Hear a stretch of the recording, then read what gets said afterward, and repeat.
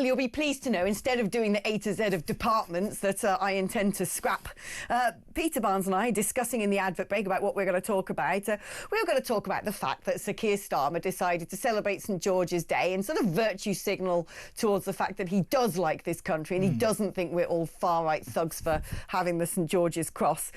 He did a photo shoot with a pork pie and Grant from EastEnders. Yeah. Doesn't that just say everything? Doesn't that say everything? I mean, you could just sum it up really perfectly, because let's be real, the Labour Party have never felt very comfortable stood next to a Union Jack for quite some time now. Right. You know, and I think this has been a big part of Keir Starmer's kind of decorbinise the Labour Party image, is to say, like, we are patriotic. The fact that he had to force Labour MPs to have the Union flag on their election leaflets. The man's a blimming vegetarian. Step away from the pork pie, Starmer. Yeah, I know. It's ridiculous. But this is it. So we got talking, instead of like the A to Z of gone, that actually we wanted to sort of dig over some of the worst political gimmicks. If you can think of some, text me, right? And girls, be poised in case anyone can think of really rubbish political gimmicks. The number on WhatsApp 03444991000, 87222 to text. Write the word talk before you remind me of a horrible gimmick that's cropped up in politics. But we got talking about, obviously, in the top 10 has to be the Ed Stone. It has to be. It has to be. And I'm pretty sure I've read somewhere, and please do correct me if I'm wrong on this, that it became like the foundation of a restaurant. It became like a bedrock stone.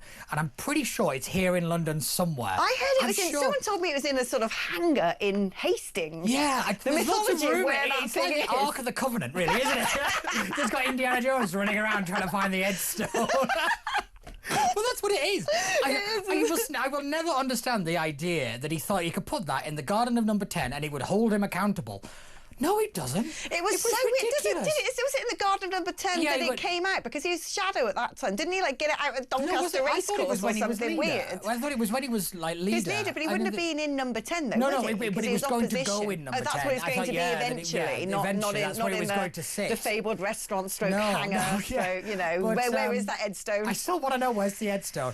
But, no, that was ridiculous. I mean, you are right. This country has had some ridiculous gimmicks. I mean, Ed Davey seems to be topping the list of, He is a gimmick. He is a gimmick. He's a joke of an individual. The fact that that man runs like the third biggest political party in this country is a damning indictment. It's such a red flag on society that some sort of posh birds in Waitrose like, oh, I do like that Sir Ed Davey. Wasn't it jolly when he was like running around on that jet ski and he fell off. But you do realise that the Lib Dems want hairy-faced men to come into your toilets. Exactly. You know, and then we don't take them seriously, but yet they hold a tremendous amount of power. And it is terrifying that they're allowed to even walk amongst us at times. Didn't they do a weird gimmick where Ed Davey was on a tractor and it burst through some hay bales? Yeah, that was bursting the blue wall. That was that one. Bursting the blue wall. Yeah, because that was when Boris was doing his things, like, you know, like get Brexit done, and he had a tractor at some point or something to barge through it, barging into the red wall and all that kind of stuff. And don't get me wrong, the gimmicks work to a degree, but we have some serious issues, and it's about time we had some serious people in our politics. You know, the standard of MPs that we've had, I'd say, in the last 3 parliaments has been dire. Oh my, we were just discussing this not long ago. Like, what is wrong with these people? I remember when I was a little kid at school, and I was a weird kid, I used to like going home and watching the politics shows. And apparently I did a really good impression of Tom King, who was a front bencher at the time, who good, not like that. But anyway, I remember people sitting on those benches who looked like proper wise grown-ups. Yes. They looked like they had a strong sense of purpose. They looked like they had a decent brain. They looked like they had conviction and ideology. Even the sort of, you know, big silver-backed gorillas of the Labour Party of old, they might not have gone to Oxford and Cambridge, but they had some sort of gusto about them, a presence, a confidence. Now everyone's just a insipid, limp loser. Well, this is where my thing has always been. The problem of our politics is not first past the post. It's political parties. Because political parties want people to walk down corridors and vote certain ways. So what they do is they only kind of advance the people that don't have opinions, that don't have a backbone or a spine or anything. So that's how we end up with those people in our parliament. It's the political parties and the way that they choose people who will just do as they are told. We no longer have the conviction politician. You know, we're even seeing it, you know, in reform, you know, where they say you've got to follow this way. Any kind of crack, any kind of deviation is not allowed. But yet our politics and the parliament itself is designed for individuals, not political parties. I think it was Thomas Jefferson, even right back when he was alive, wrote about the dangers of the rise of the political party. You know, about how it actually kind of engulfs everything, about how they take over the operations and the mechanisms of the state. Because it's no longer about voting for a person to represent you or your area. It's about how they become part of a bigger thing. And it's the real danger that we no longer have MPs like tied to the land and, you know, how they are representative of you. Well, they're that's representative of the party. When people sort of parachuted around different constituencies, I don't agree with that. Yeah. You know, I know it happens. And sometimes if you've got a safe seat and you want to make sure one of your brightest and your best gets in, I think there has to be some degree. But you can't just have someone who's not even set foot in a constituency or doesn't even know the sort of fleetingly know the area. And a lot of politicians today, I really think that they just want to be celebrities. They don't have politics. They're more concerned with not upsetting people, not losing their seat and getting their mug all over the tellies than they are about believing in something and believing in this country. I think you're right. I think believing in something, but also having the conviction to defend that belief. You know, too many people will say, yeah, I believe in this. And then the minute that somebody has a go back, they go, oh, I'm so sorry. Like, they don't actually say, do you know what? No, I do believe in this. They don't actually defend their values anymore. And this country, for a long time, has not defended itself. It's one of the reasons we've been trampled all over by pretty much every extremist group going. Right. You know, we've become the home of every radical Islamic preacher I can think of. We're basically a petri dish for sort of foreign nonsense. Yeah, exactly. And it's got to change. And it comes back to the fact that we don't believe in ourselves anymore. We don't believe that our way of life is the best way of doing it. We don't believe that our culture is the best culture. We're not allowed to. Because we're not allowed to. Can't do that. But more importantly, we allowed that to be attacked from within. Right. We allowed the people to be elevated in our society who only want to tear it down. And we started listening to them, believing that we're the bad guys. We're not the bad guys in any way, shape or form. But don't worry about that, because Sir Ed Davey has stepped away from the Lido. He's no longer doing water aerobics. He's come up with a policy that's going to save Britain.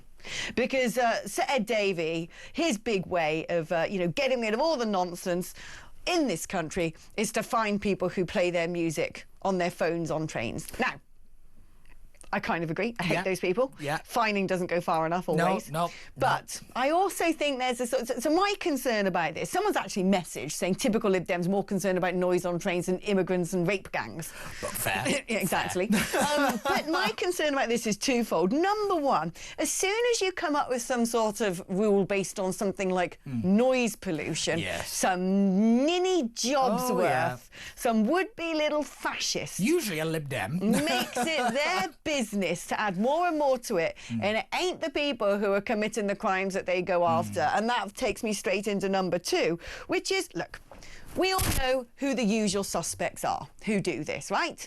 It isn't so much, sometimes I'll be looking at a video on my phone and I haven't realised the volume's up. Well, it comes out and I sort of try to turn it down. But there are people who will swagger onto the London Underground, hood up, mask on, playing their music, because it's always some sort of like gangster grind it's never thing. Anything good. Never anything good. And they do it not because they love their own music. They do it to intimidate. Yes, they do it to provoke. And the problem is, we know who the usual suspects are, but the police are often actively told, if it's something low level, whatever you do for the sake of community relations, you ignore it. Yep. Because there's always somebody there with a video phone recording it, and it'll be on Twitter, and next thing you know, you'll be up in front of some tribunal because it'll be a race thing. Oh my gosh. You know exactly why the police do not approach these problems. And unfortunately, you're bang on, because like you said, this isn't the biggest issue, but it's the point that it's done to intimidate, it's done to scare. And that is a real problem we have in our society now, that certain people feel the need to do that.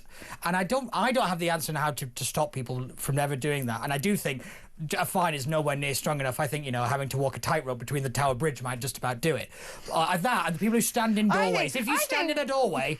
I think the punishment should be locking them up in a prison cell with their ghastly music as loud as possible on repeat for 86 hours, and then they come out the other side and go like, oh, you like it, do you? Wanted to share that with everyone, did you? Yeah, I know. I have this opinion that if you have an argument on the phone in public, you have to put it on speakerphone, because I want to hear both sides of the argument. Oh no, but I say I hate it when people do this thing, and I've never seen an Englishman do this. It's always someone from some sunnier clime who will have their phone on loudspeaker and shout at it while holding it like that.